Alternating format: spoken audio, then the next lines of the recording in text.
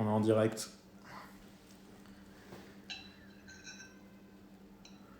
T'as fini ta séance là du coup ? Ouais, je me suis entraîné tôt. Ouais, moi je vais y aller après du coup.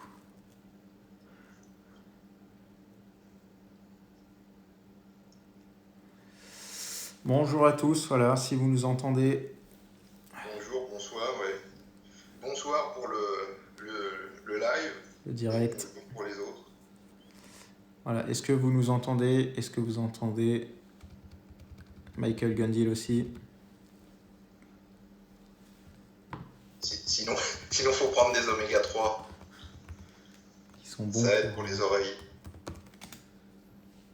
C'est marrant parce qu'on n'y pense pas hein, sur l'audition avec les omégas. Ah, on y pense qu'une fois qu'on n'entend plus rien. Il y a vraiment un effet assez... Je sais plus si c'est les oméga 3 ou... Il y a le zinc, je le mets moins. Mais de toute manière, partout où il y a des cellules, il y a des oméga 3. Ouais.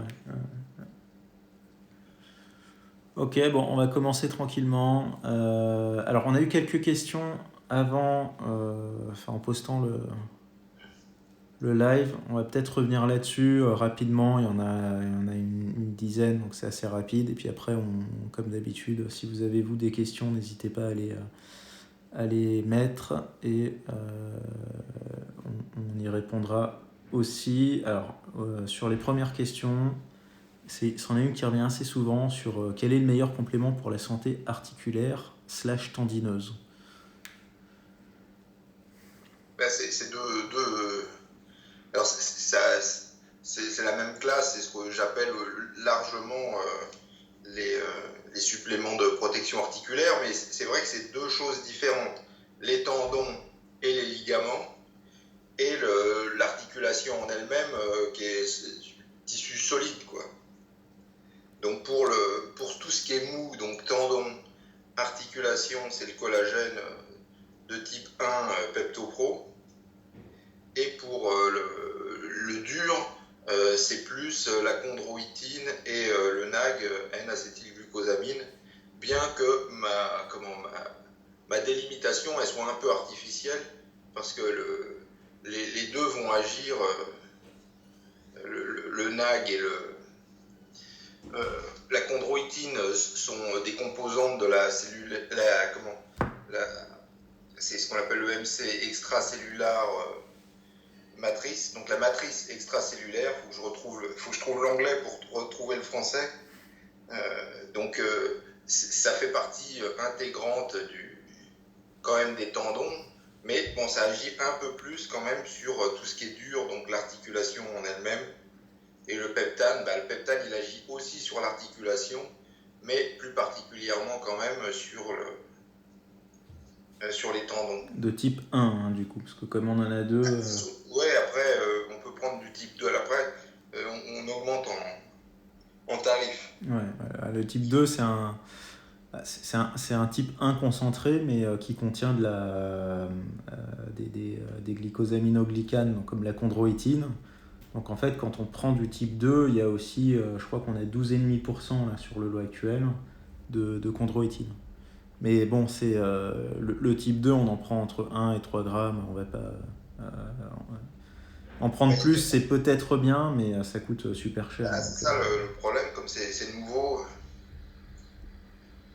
On espère avoir déjà c'est le nouveau et en plus ils le produisent sur leur nouvelle usine là, à Angoulême, donc en France. Et du coup c'est pour ça que c'est cher pour le moment. Mais je pense que ça va diminuer parce que ça commence à arriver sur le marché. Donc plus les volumes sont hauts, plus le marché se développe, oui, ça fait baisser les prix. Voilà, donc sur la question, ça c'est la première question. Bon, après on peut aussi dire que, on parlait des oméga 3. Les oméga 3, ça marche pour tout. Donc, il y a aussi un effet antidouleur, anti-inflammatoire. Est-ce qu'il y a vraiment une inflammation sur sur les articulations? Ça reste et puis sur les tendons, c'est discuté aussi. Donc, Ouais, Mais mais, il y a quand même un effet antidouleur. ouais, mais ça reste un. En fait, ça va pas faire comme la glucosamine ou le collagène. Il n'y a pas d'effet de Après, je sais restauration, en pas, fait, avec les oméga. j'en mettrai pas ma main au feu, mais Ouais. C'est à creuser, ça peut être intéressant ouais, de. c'est moins, ça jouera moins évidemment sur la structure long terme de l'articulation, parce que il faut préciser aussi que ce sont des alors, parce que la plupart des gens, ils se réveillent quand ils ont mal, Ouais, ce qui est un peu tard, donc il faut, vu que c'est pas si on va se faire mal aux articulations, aux tendons, c'est quand, donc autant prévenir et repousser le moment où vous allez vraiment, hein. Parce qu'en fait, comment ces produits agissent, c'est qu'ils accélèrent la récupération des tendons, des articulations qui récupèrent très lentement et assez mal. Donc c'est pour ça qu'un jour ou l'autre, c'est juste une question de temps, ça finit par faire mal, parce que comme on enchaîne les entraînements avec une récupération qui est que partielle, on finit par créer des dommages. Et le but de prendre ces produits, c'est que on créera moins de dommages à l'entraînement, puisque les surfaces seront mieux lubrifiées, ça c'est moins de dommages, et une récupération plus rapide entre les entraînements, puisque ça va servir de substance qui booste l'anabolisme local. ouais. Donc ne pas attendre, alors évidemment c'est une question de budget, mais ne pas attendre, si on peut donner aux gens sérieux, hein, ceux qui vont s'entraîner comme ça de temps en temps pour rigoler, et puis qui arrêtent 3 mois avant de reprendre une séance. Mais tous ceux qui sont sérieux, un bon conseil qu'on peut donner, c'est d'investir dans Bah, au moins du collagène de type 1, c'est le moins cher et c'est probablement sur une complémentation journalière long terme, le plus universel. ouais, la plus universelle. Alors la deuxième question qu'on a eue, c'était quels sont les facteurs que l'on doit prendre en compte pour développer sa force. Je pense qu'il y en a beaucoup, mais Enfin, je comprends mal la question, mais ce qu'on doit faire à l'entraînement, de toute manière, ce qui donne de la force, c'est de soulever de plus en plus lourd. ouais, je pense qu'il y a ça, il y a la complémentation, ou au moins le régime alimentaire adapté pour... si tu es en déficit calorique, ça, je pense que c'est un peu compliqué de prendre de la force.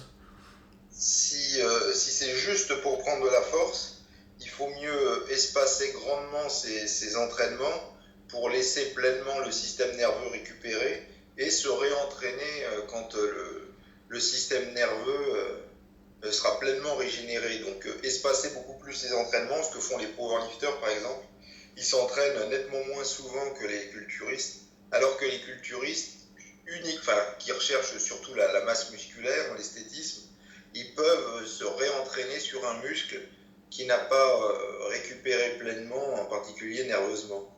Bon, après, c'est des stratégies à mettre en place, hein, mais la grosse différence entre un entraînement purement force et masse musculaire, c'est ça, je laisserai plus de temps pour pleinement récupérer entre deux séances pour la force.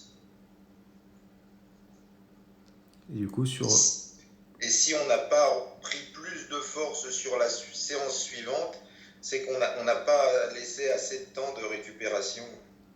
qu'on est censé toujours avoir une progression, Plus même ou moins, infime. ouais. Alors c'est pas forcément, on double pas son développé couché, hein, mais au moins, par exemple, même si on gagne pas de répétition, le fait de se sentir un peu plus à l'aise, c'est déjà une progression. Mais bon, si tu tapais 6 répétitions et là que t'en fais que 3, c'est que la récupération, c'est pas que tu as perdu du muscle ou quoi que ce soit, c'est simplement que ta récupération nerveuse, elle n'a pas été suffisante.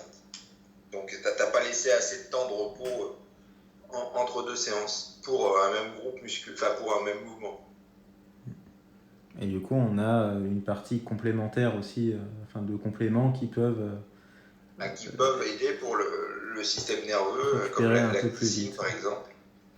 Ouais. Et le numéro 1, mais qu'on n'a pas, c'est la mélatonine, Ouais. qui est l'hormone de la régénération du système nerveux.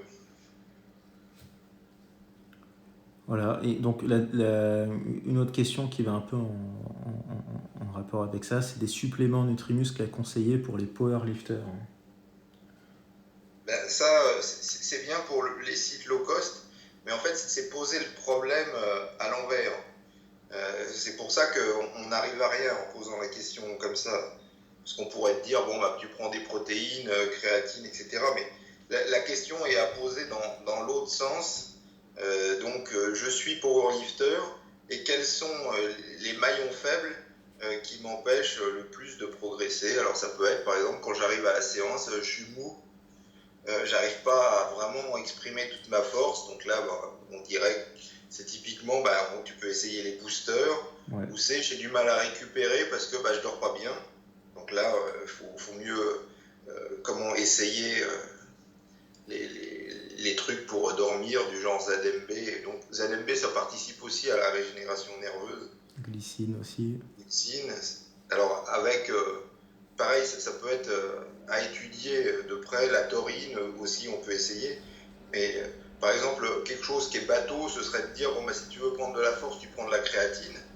Mais quelqu'un qui passerait des nuits horribles et qui aurait beaucoup de mal à dormir, la créatine sera nettement moins efficace. Euh, mais par contre, s'il résout son problème de sommeil, il va progresser beaucoup plus et là, la créatine devient efficace. Donc c'est pour ça qu'il faut poser la problématique dans l'autre sens, c'est quels sont les maillons faibles qui font que ma progression, elle est un peu lente. Ça peut être aussi, bah, dès que je m'entraîne lourd, bah, j'ai mal partout. Donc là, pareil, faut s'attaquer en priorité aux suppléments articulaires, plutôt que de dire, bon, bah, comme tu t'entraînes, prends des protéines, mais ça se trouve, tu mangeais déjà beaucoup de protéines et c'est pas ce dont tu as le plus besoin. C'est toujours des questions qui sont difficiles à répondre. Ça dépend C'est vraiment des difficile à gens. répondre, sauf si on si on aborde le problème dans l'autre sens. Ouais. Ou sinon, ça peut être bah, pendant l'entraînement, au début j'ai la pêche et puis rapidement je fatigue. Donc là, on peut par exemple essayer des BCAA. En ce moment, par exemple, pareil, il va faire très chaud. Donc les gens peuvent prendre du glycérol pour essayer de conserver un peu plus leur hydratation pendant l'entraînement. Donc c'est plein de choses comme ça il faut poser la question dans le bon sens plutôt que d'avoir une réponse bateau, je te dis un peu comme on verrait sur les sites low cost, qui essaient absolument de te refourguer leur truc. Il faut s'attaquer spécifiquement à définir tes besoins. Ouais. Et puis s'y prendre dans ce sens-là plutôt que dans l'autre, parce que dans l'autre, on n'y arrive jamais. Non, bah, en fait, il y a les compléments à conseiller, il y en a tellement que ça joue en fonction justement des besoins qu'il y a en face. Et si on n'arrive pas à exprimer les besoins, la réponse est difficile. Pareil, on pourrait dire, tiens, quelqu'un, dès que je m'entraîne, j'ai l'impression que je tombe facilement malade, que mon système immunitaire, bah, pareil, faut vraiment s'attaquer aux maillons faibles. Il faut définir 2-3 maillons faibles et puis s'y attaquer. Et puis une fois qu'on a plus ou moins résolu ces problèmes, on passe au prochain maillon faible. Alors c'est pas pour ça qu'on arrête la supplémentation, mais on monte un peu en puissance de supplémentation comme ça. C'est de l'argent mieux dépensé que d'acheter de la créatine parce que tout le monde prend la créatine, c'est à la mode de prendre la créatine, donc je vais prendre la créatine aussi pour faire comme tout le monde, quoi. Ouais. Surtout que si, selon les gens, les réactions sont différentes. Donc si le mec il le prend juste avant de commencer la séance, ça peut être négatif pour lui aussi. Ouais, non, mais ça pourrait être Faut quelqu'un qui adapter, pourrait quoi. agir bien, mais comme je le disais dans mon exemple, s'il dort très très mal, tant qu'il n'aura pas résolu son problème de sommeil, la créatine, elle ne sera pas forcément très efficace. Par contre, elle deviendra peut-être s'il arrive à mieux dormir. Ouais. Ça rejoint un peu la question suivante qui est la choline et l'acétylcholine font effet au bout de combien de temps? Bah, ça c'est vraiment en fonction des gens. Donc on peut pas. Moi, l'acétylcholine, ça agit assez rapidement. Ouais.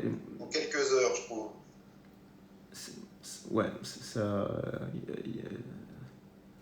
Après, ça dépend de la dose aussi. Ça dépend. T'en prends combien toi? J'en sais rien, faut jamais me demander. Tu j'ai prends dû une... calculer au début, puis après, je sais que je prends.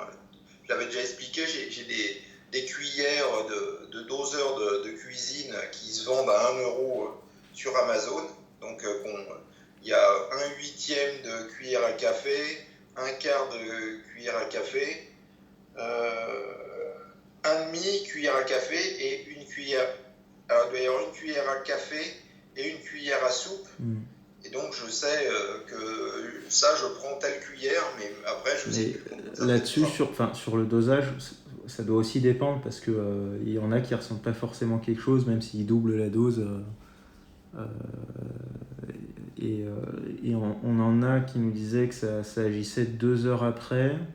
Chez d'autres, chez toi, ça a l'air d'être rapide. Donc Ouais, ça, c'est... rapide. Non, c'est plusieurs heures. Il faut que je le prenne vraiment tôt le matin pour avoir une action vers midi. Ah, ok, ok, donc tu as quand même un gros délai de... Ouais, j'ai un délai. C'est pas comme la caféine, quoi. Ok, ok. Donc ça va dépendre, là on peut pas vraiment... Et l'acétylcholine d'expérience a plus d'effets visibles, on va dire, Ah, mais que que la la choline. choline. La Parce que choline, c'est... je pense que c'est pas dû à la choline, je pense que c'est dû à l'autre qui est un booster d'UTP, et je pense que c'est ça qui agit comme booster plus que la choline en Ouais. elle-même. La choline, c'est plus dans l'optique santé finalement. Ouais, non, mais c'est aussi important pour le muscle. J'avais mis des études, mais c'est plus à long terme. C'est pas un booster. Oui, ouais. Comme l'acétylcholine.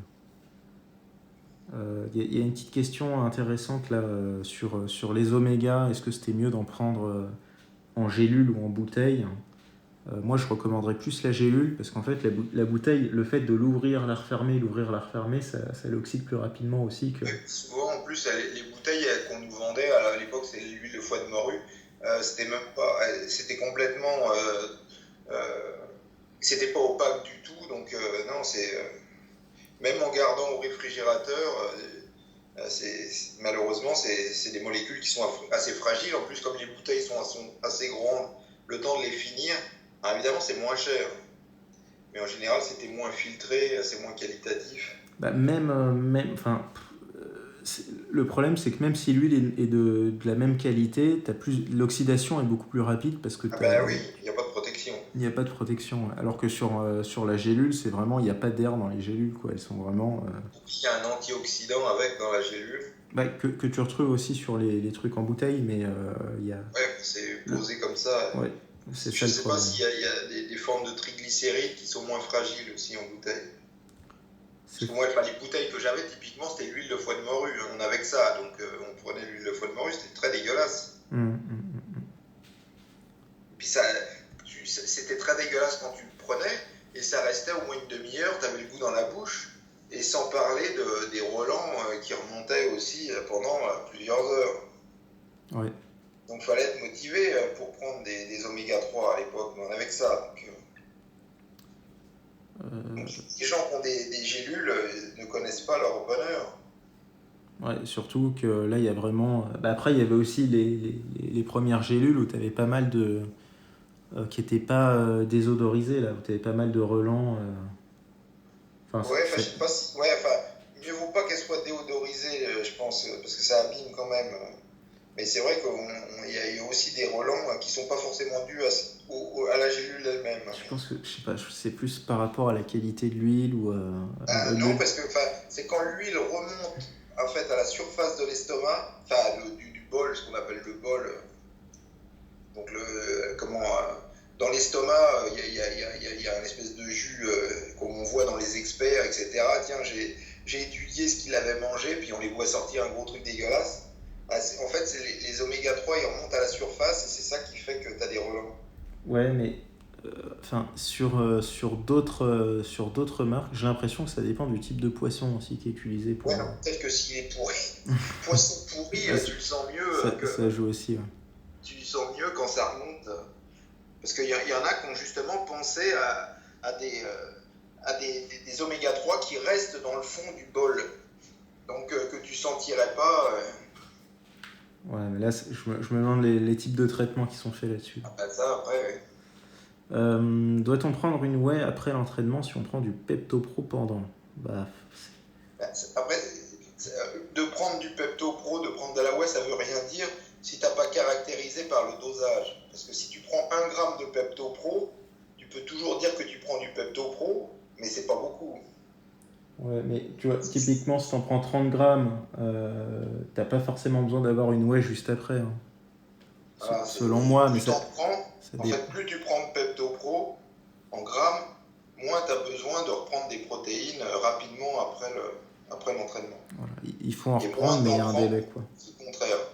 Si tu prends 1 gramme, 2 grammes, 3 grammes de Pepto Pro, ça ne te dispense pas de. Et puis ça dépend aussi de la durée de ton entraînement.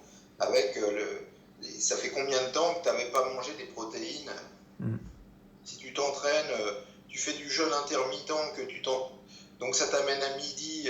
Si tu t'entraînes à 15 heures et que tu n'as toujours pas mangé de protéines, parce qu'on a de plus en plus de schémas comme ça à la mort moelle-neu. Ouais. Y aura-t-il de la poudre pour la vitamine K2 MK7? Oui, ça va bientôt arriver. Combien de temps entre la prise d'oméga et BioBurner? Bah, de toute manière, moi je recommande plus tous les burners plutôt le matin ou Le midi. l'après-midi. Et puis les oméga 3 le soir, comme ça, il n'y a pas de. Après, ouais. Bon, après, je pense qu'en Une une heure, heure, ouais. comment le burner il a dégagé, et puis tu peux. Ouais. Si vraiment tu veux jouer la montre, ce qui me semble pas très. En une heure, ça doit être. Je pense que déjà, rien que laisser 30 minutes, parce qu'après, le temps que la capsule d'oméga se. Ouais, au moins 30-40 minutes minimum, et une heure après, 1 heure, 2 heures après, c'est bien. Peut-on prendre du citrate de magnésium à jeun? Bah ouais. Ouais, mais enfin, après, ça dépend. Si tu es très sensible au magnésium qui te donne la courante, mieux vaut pas. Si t'es pas sensible, pourquoi pas. Ouais, là, c'est plus personnel, hein, ça dépend de. Et puis ça dépend encore du dosage, c'est pareil. Parce que tu arriveras toujours à trouver un dosage de citrate de magnésium qui t'envoie aux toilettes, il suffit d'en prendre assez. Bon, après, on est dans les méga doses, mais donc il y a quand même le dosage qui joue. Il y a une question intéressante. Séance de plus de 4 heures. Exemple, DOPEC est-elle moins néfaste si on utilise PeptoPro Malto?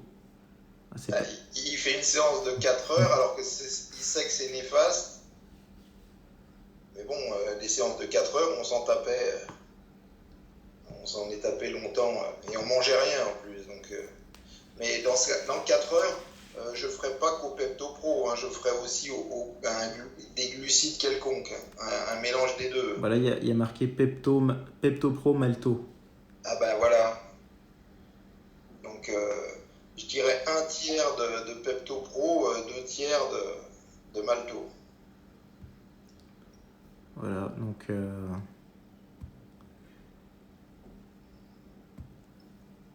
pour que ça soit un peu moins néfaste. Et le PeptoPro, ça apporte surtout du boost, quoi, parce qu'après, t'es... Ouais, non, puis les glucides aussi, ça t'évite de finir complètement sur les rotules, d'entraîner à peu près 2 heures, ça va, et puis les 2 heures suivantes, tu te demandes pourquoi tu t'entraînes. Mais bon, 4 heures, à moins de s'entraîner très très peu, tu peux t'entraîner que 4 heures, par exemple le dimanche, et puis toute la semaine tu peux pas, mais 4 heures, ça commence à faire. Nerveusement, je pense que ça fatigue pas mal. Ouais. Si tu tournes à bonne vitesse, ça commence à faire beaucoup. Ouais. Y a-t-il une synergie entre le ZMB et la glycine pour améliorer le sommeil? Chez certains, sûrement. Ouais. Après, c'est vraiment pareil, c'est vraiment au cas par cas, parce qu'il y a des gens, ça les booste, d'autres, ça les aide à dormir, d'autres, ça les aide à dormir un peu, mais ça les réveille. Donc ça a testé la glycine, il y a quand même un effet, enfin ça dépend des gens, mais chez pas mal de monde, s'ils en prennent trop, typiquement au repas du soir, après ils sont cassés genre 1 heure après. Et donc c'est plus des choses à tester, et potentiellement il faudrait peut-être même ne pas les prendre en même temps, parce que C'est ça, ouais, de ne pas tester les mélanges, enfin au moins dans un premier temps. Parce que le problème du mélange, c'est qu'on ne sait pas lequel des deux a fonctionné. Ouais.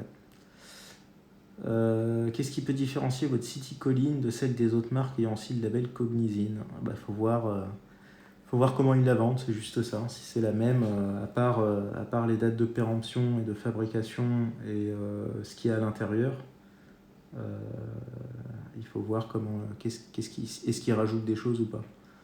C'est comme ça qu'on différencie. Et il y en a qui mettent le label, mais c'est plus les compléments typés américains. Ils mettent le label, mais en fait, il y en a très peu. Et puis après, ils rajoutent. Ils mettent deux types de citicoline. Ils diluent, ouais. Et ça inclut de la cognizine aussi, parce que c'est un label qui est connu. Peut-on combiner multivitamines et oméga 3 le matin? Oui, c'est même plutôt recommandé. Il y a une synergie avec les deux. Le matin ou le soir. Ouais. Moi, je les prends le soir, personnellement.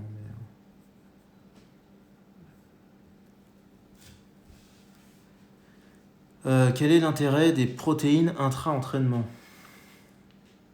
L'intérêt, c'est comme notre ami qui s'entraînait 4 heures. C'est plus ton entraînement il est long, plus il y a d'intérêt et plus tu es obligé de manger très tôt par rapport à ton. Enfin, plus ton dernier repas est espacé de ton entraînement, plus il y a d'intérêt. Si tu as mangé juste avant ton entraînement, il y a moins d'intérêt. Ou l'autre intérêt, c'est si tu peux pas remanger. Alors, ce serait bizarre, mais tu peux manger pendant l'entraînement, mais tu peux pas remanger après. Là, il y a plus d'intérêt à prendre des protéines pendant.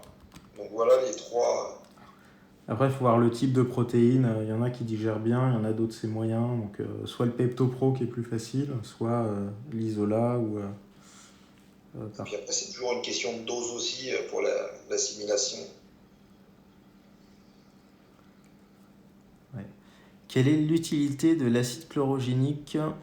Pour quelle personne? Pourquoi coupler la caféine à ce dernier? Alors là, Il n'est pas couplé. Dans le café, c'est naturellement. La nature les a naturellement couplés.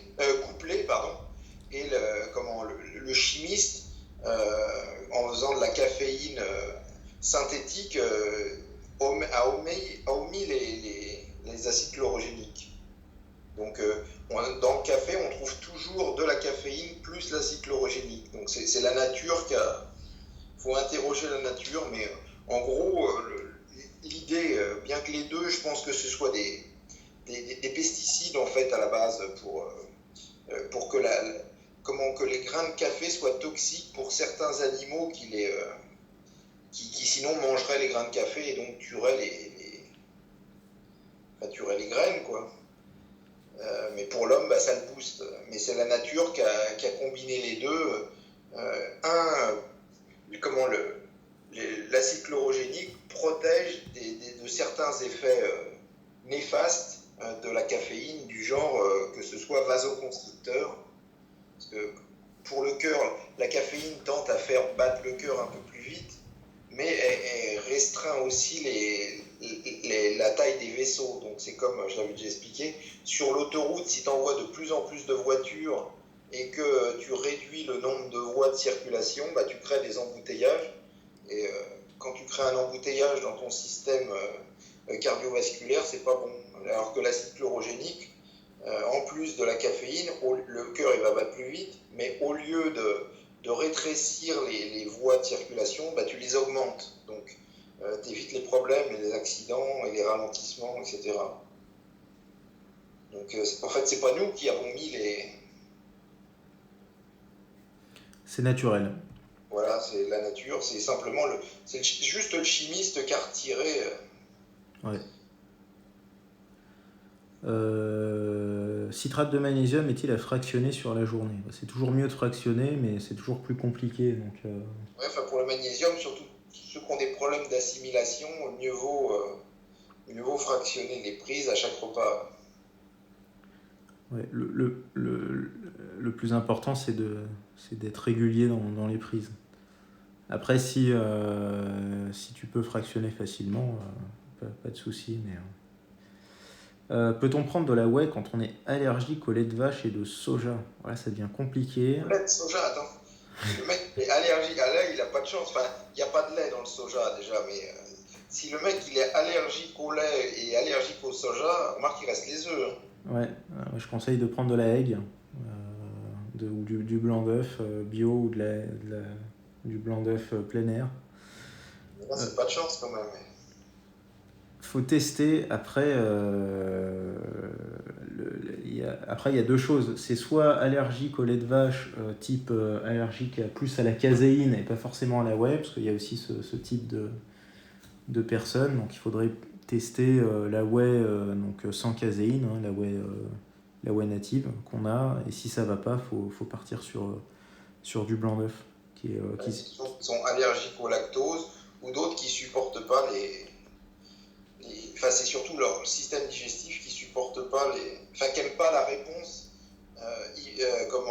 hormonale qui va se créer, l'interaction hormonale qui va se créer avec les opioïdes de l'intestin. Je crois que je suis allergique aux œufs aussi, au gluten et aux arachides. Faut pas faire bodybuilding. Hein. Bah, sinon, faut manger solide. Hein.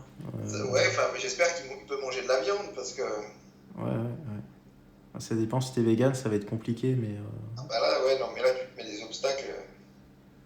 Sinon, faut manger, privilégier le solide. Alors, après, peut-être que. Ouais, non, mais le solide, tu vas retrouver les mêmes problèmes. Bah, non, enfin, si c'est de la viande, ça passe. De la viande, ouais, de la viande, du poisson, mais il te reste pas grand-chose. Hein. Ouais. Si les protéines végétales, ça passe pas, le lait, ça passe pas, les œufs, ça passe pas, tu restreins quand même sacrément. Hein. Faut tester petit à petit, ouais. Faudrait-il être toute l'année sous biotique? Si ça te fait énormément de bien quand t'en prends, oui. Si tu notes aucune différence, c'est discutable. Ouais, ça dépend. Après, il y a quand même des effets santé. Je sais pas si vraiment. Ouais, non, mais dans ce cas-là, parce que c'est quand même assez cher, il y avait quelqu'un qui disait, je sais plus ce qu'elle racontait, qu'elle et sa sœur, elles avaient pris des biotiques, et puis, ah bah si, elles avaient un espèce comment, d'intestin, je sais plus le nom, une maladie, je sais plus le nom, il est tard le soir, de l'intestin, c'est pas douloureux ou. Intestin grêle. Ouais, non, pas grêle, non, mais des problèmes intestinaux et que les deux, donc elle en avait pris et ça avait réglé son problème et elle en avait donné à sa sœur qui avait le même problème. La maladie de Crohn. Ouais, en gros, c'était pas à ce stade-là, mais ça les avait bien améliorés. Intestin irritable, c'est pas ça le. Voilà. Bravo, ça les avait bien aidés toutes les deux. Donc il y a des effets qui peuvent être sensibles, enfin qui peuvent être. Mais sur cette partie d'intestin irritable, en plus des biotiques, la glutamine, ça marche pas mal aussi. Hein. Il y a un effet. On a eu quelques retours sur des personnes qui avaient. Je sais pas si c'est. Qui avaient un truc. Perméable et quand ils prenaient de la glutamine, c'est déjà fait trop ce qu'on a de. Ouais, ils avaient une amélioration. Alors je sais pas si c'est juste la glutamine ou quoi, mais on a eu quelques retours comme ça. J'utilise du Pepto-Pro plus du Waxy en intra et je n'ai aucun ressenti particulier. 30 grammes de Pepto plus 40 grammes de Waxy. Un éclaircissement là-dessus. De toute façon, c'est simple, faudrait ne pas en prendre pendant une séance et on voit tout de suite la différence s'il y a un effet ou pas. Oui, puis comme on l'a dit, ça rejoint la question qu'on nous posait tout à l'heure. Quel est l'intérêt de prendre plus ta séance elle est longue, plus ça va t'aider. Plus ta séance elle est courte, moins ça va être bénéfique. Ouais. Mais il faut vraiment tester parce que de temps en temps, c'est pas forcément. Une même personne, peut-être que ça va pas l'aider sur sa séance bras, mais sur une séance cuisse, par exemple, qui est plus longue, plus dure, peut-être que ça va l'aider là. Ouais. Donc c'est difficile de rejeter le... Encore une question. Intestin fragile et flocon d'orge. J'ai l'impression que depuis que j'en prends, je suis ballonné l'après-midi. Ah bah c'est possible, hein. Parce que là, l'orge est le plus riche en gluten, c'est encore plus riche que l'avoine. Ouais. Il faudrait tester avec le sarrasin ou l'avoine. Et enfin, non seulement il y a, il y a plus de gluten, mais il y a plus de fibres. Donc si la personne a, tu peux te sentir le fait d'augmenter ton alimentation en fibres, ça peut caler le...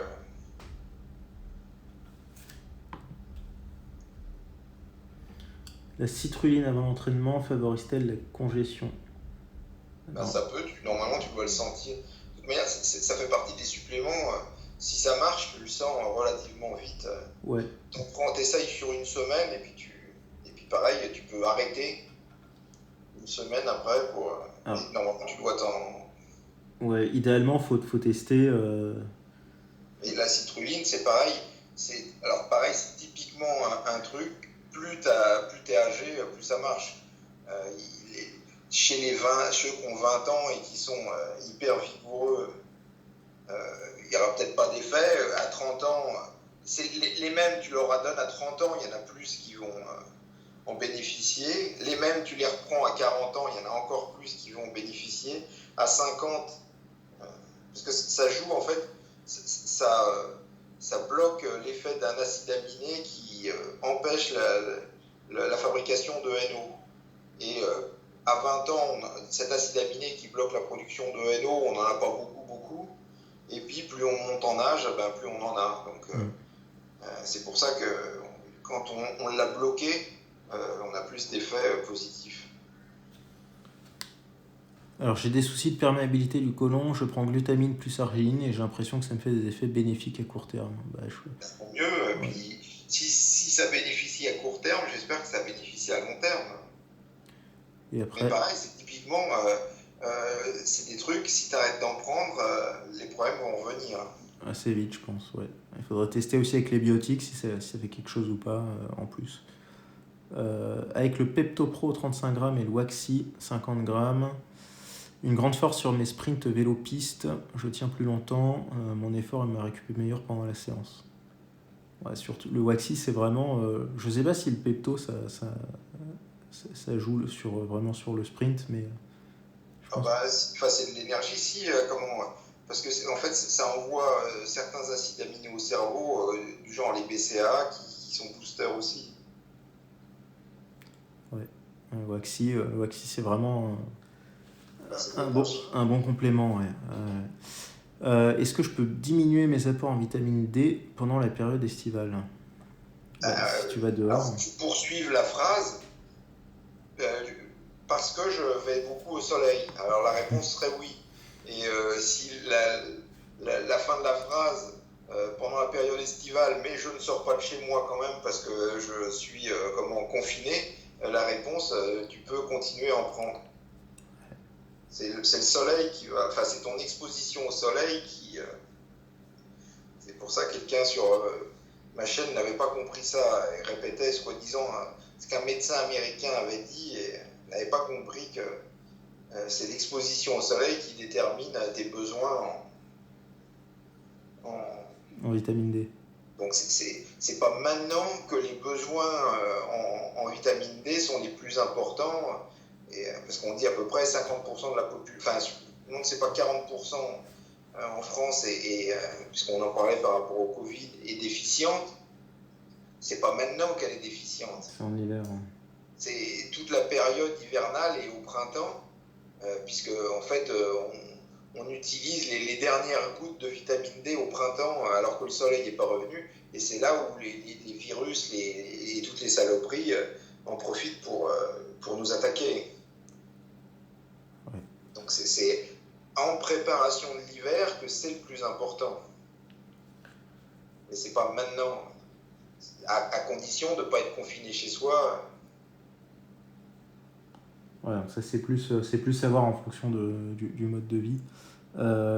Combien prendre de glycine par jour si on prend déjà 10 grammes de collagène de type 1? Déjà, pourquoi tu veux prendre de la glycine en plus? Est-ce qu'il y a un besoin? Alors, si c'est pour la récupération nerveuse, donc si tu en prends plus tu en prends par ailleurs, moins tu as besoin d'en rajouter. C'est une règle assez. Ouais, il faut bonne question, il faut voir. Être en excès de zinc peut-il avoir des effets négatifs? Ben, en excès de tout, hein. Tu changes zinc et être en excès de vitamine C, en excès de jeux vidéo, en excès de vitesse. Euh, déjà, la question est biaisée. Donc en excès, oui, mais après, qu'est-ce que tu appelles excès? Ouais.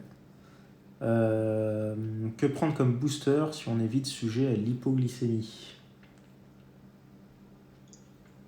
Déjà, déjà de maintenir ta glycémie à un niveau respectable, ce sera déjà un bon booster pour toi.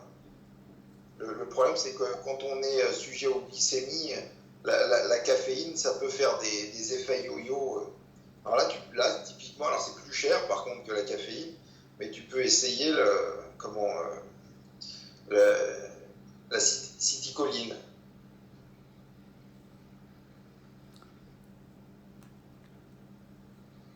Mais déjà, le numéro un, oui, c'est de maintenir ta glycémie, peut-être en buvant un peu alors des petites doses de maltodextrine pour qu'il arrive tout le temps un peu de sucre pour maintenir ta glycémie.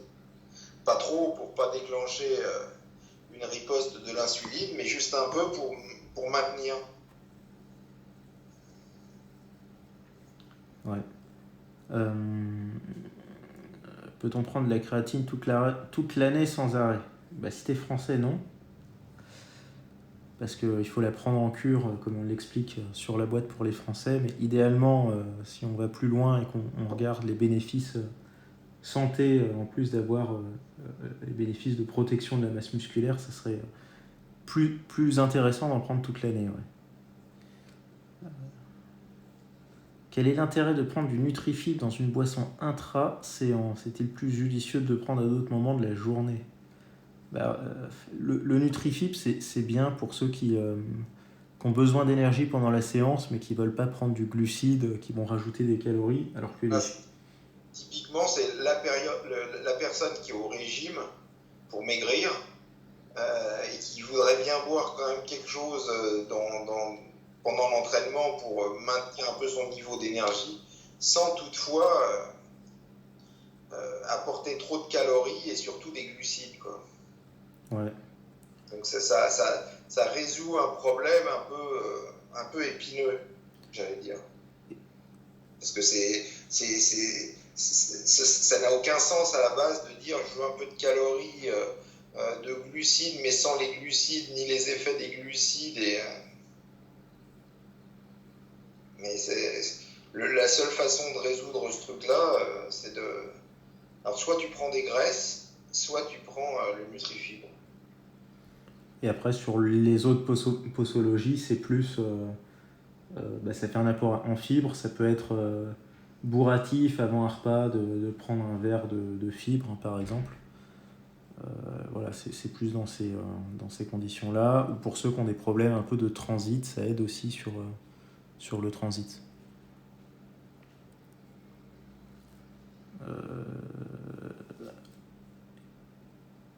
Quelle combinaison de compléments pour maximiser une perte de gras localisée?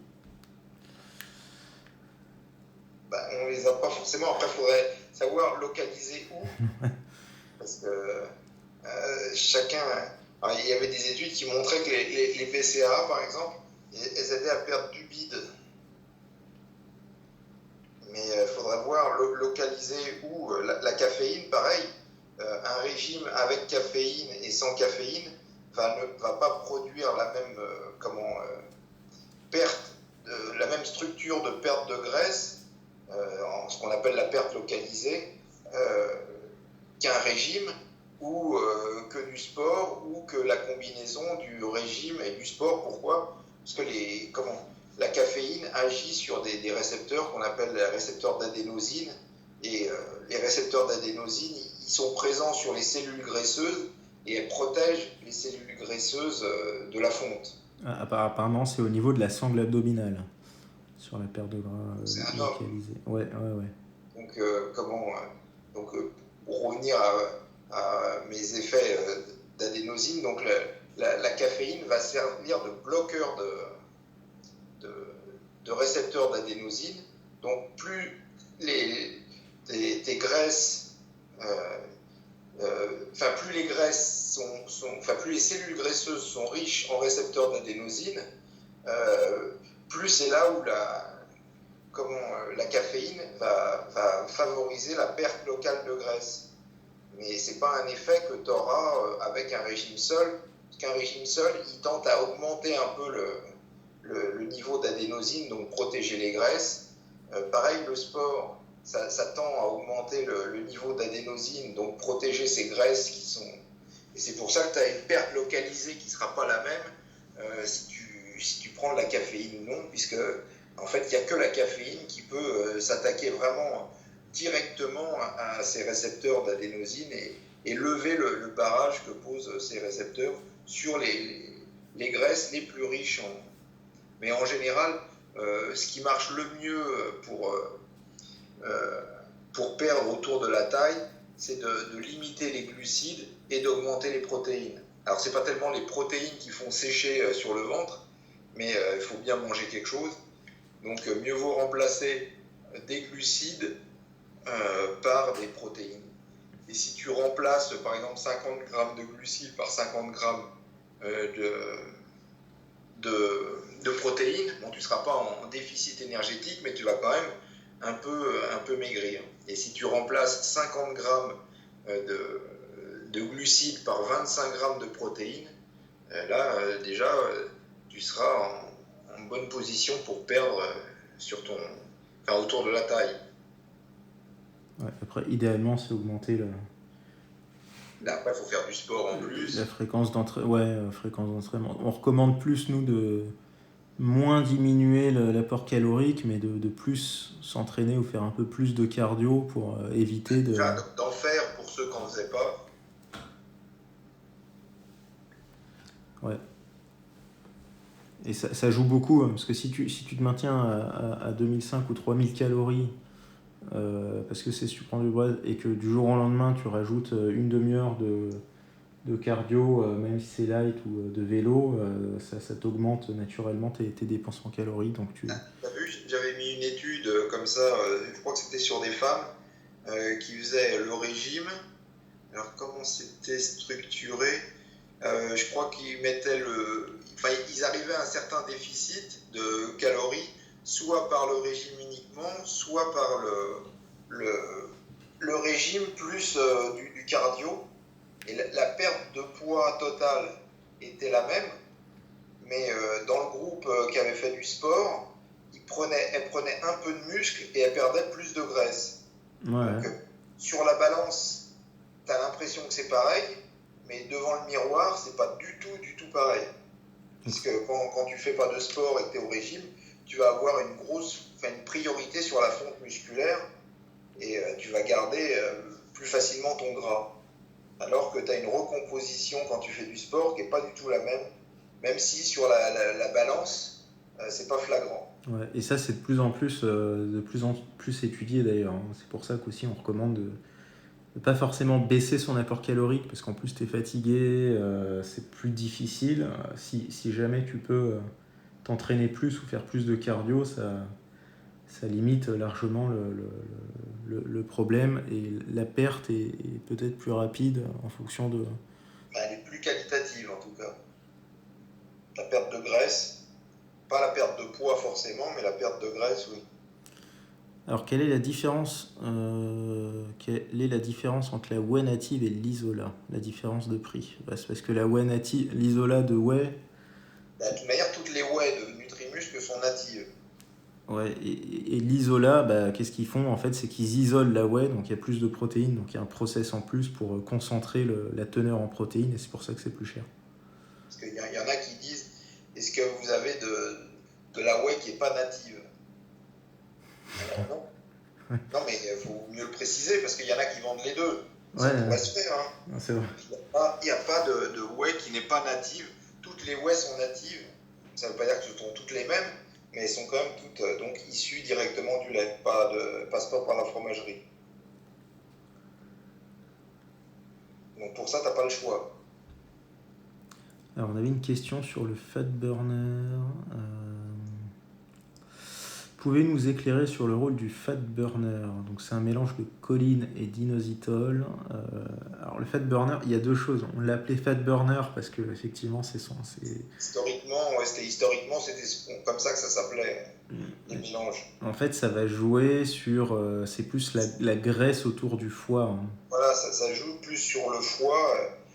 En fait, ça aide le foie à plus utiliser les graisses et à les convertir en énergie.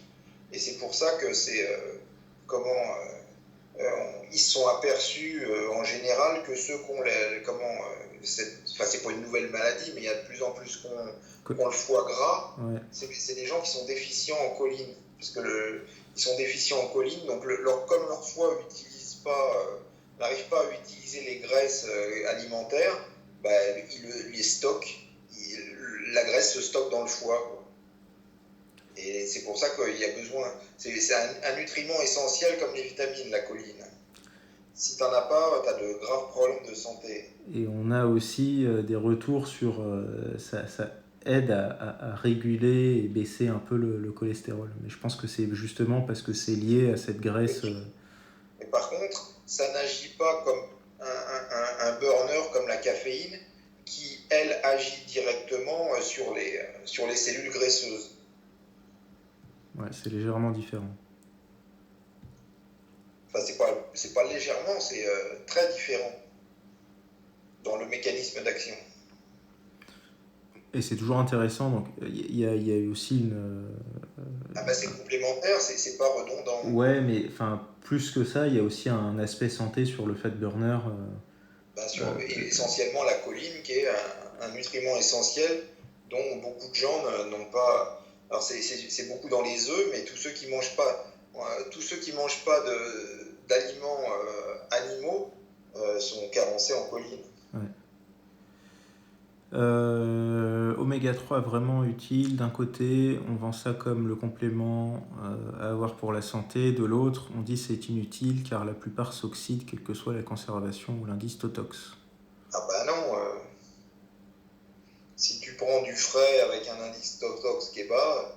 Ouais, et en gélule, on en parlait tout à l'heure, mais on recommande nous l'huile, c'est bien en fait principalement pour les enfants parce que ça évite des problèmes de se bloquer la gélule à travers de la gorge, mais Elles sont quand même assez grosses en général. c'est moins intéressant pour l'adulte parce que justement les gélules se conservent beaucoup mieux, surtout si de base l'huile est un indice Totox très faible et il y a des antioxydants qui sont rajoutés avec l'huile, donc des vitamines E typiquement, qui permet de maintenir ça.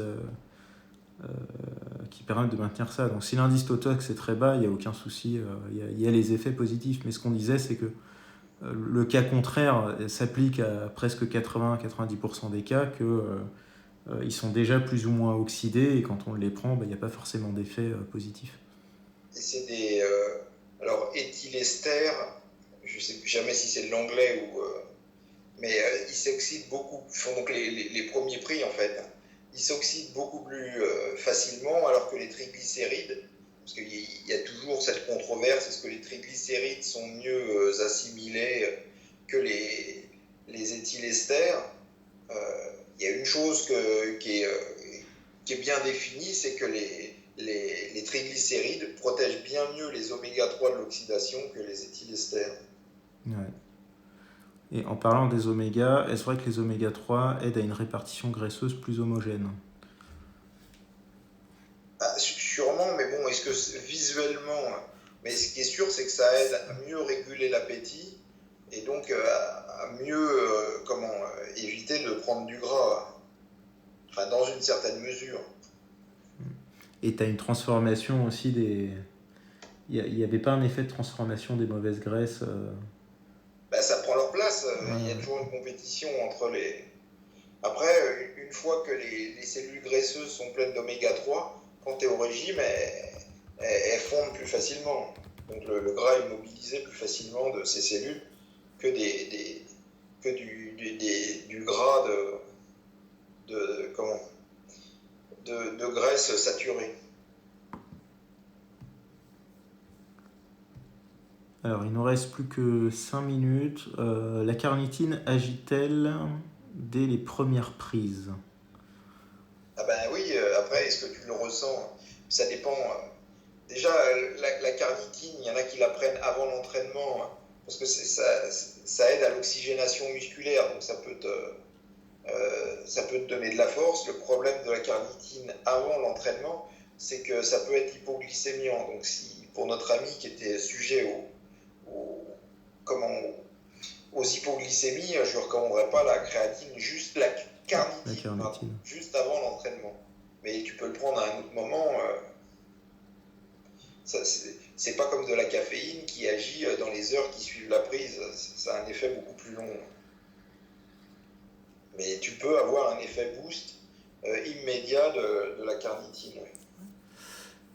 La créatine consommée en capsule est-elle moins adaptée que prise en poudre du fait que la capsule s'ouvre d'un seul coup dans l'estomac? Bah, Non, mais c'est surtout que c'est beaucoup plus cher. ouais, c'est plus cher et il faut enfin, Il faut y en avait prendre. des études, alors je ne sais pas si c'est confirmé, qui avaient montré que c'était plutôt moins bien assimilé. Mais bon, Le seul complément vraiment où il y a une grosse différence sur les prises en poudre et en gélule, c'est le bicarbonate de potassium, qu'on ne recommande pas forcément de prendre en gélule, surtout au début, parce que ça fait un effet ultra alcalin dans l'estomac d'un coup et ça peut faire des douleurs à l'estomac, justement parce que ça fait une mini bombe à l'intérieur. Donc c'est mieux de le prendre en poudre et de le mélanger dans des grands verres d'eau et de le prendre continuellement plutôt que de prendre des ça gélules. fait comme les trucs qu'on voit sur Internet, les mecs qui prennent une bouteille de coca puis qui mettent des pilules dedans. Ouais, c'est ça, ouais. C'est je sais plus comment ça s'appelle, les pilules qu'ils mettent, mais en Euh, fait, ça fait la même réaction chimique, exactement. fabrique du CO2. Donc il faut commencer par... ou alors, ce qui est bien avec les gélules dans ce cas-là, c'est juste que ça permet de bien doser. Et, tu prends une gélule, tu la mets dans ton verre d'eau, après tu passes à 2, après tu passes à 3, après tu passes à 4. Bah, tu l'ouvres, tu l'as même pas et Ouais, tu l'avales comme ouais, ça. tu l'ouvres. Tu l'ouvres, tu la mets et ça permet de mieux réguler l'apport. Dans mon cas des allergies, est-ce que je peux prendre des biotiques? Est-ce utile? Il faudrait tester, peut-être que ça peut En fait, aider c'est à... impossible de savoir à l'avance C'est si ça va être bénéfique ou non. c'est ce qu'on disait tout à l'heure sur les intestins irritables. Ça se trouve, les allergies viennent du fait que l'intestin est poreux et le fait de prendre des biotiques et par exemple de la glutamine, ça permettrait potentiellement d'avoir une amélioration. Mais ça, il faut tester. Euh, donc c'est à voir et c'est pas en 2 jours que ça arrive. Il faudrait tester au moins sur Parce que plusieurs jours pour avoir un effet peut-être de réparation et retester de prendre une prise de whey ou etc. pour voir s'il y a un effet. il y en a aussi des fois qui le mentionnent, d'avoir pris du collagène, ça leur fait du bien à l'intestin. C'est vrai. L'arginine potentiellement aussi.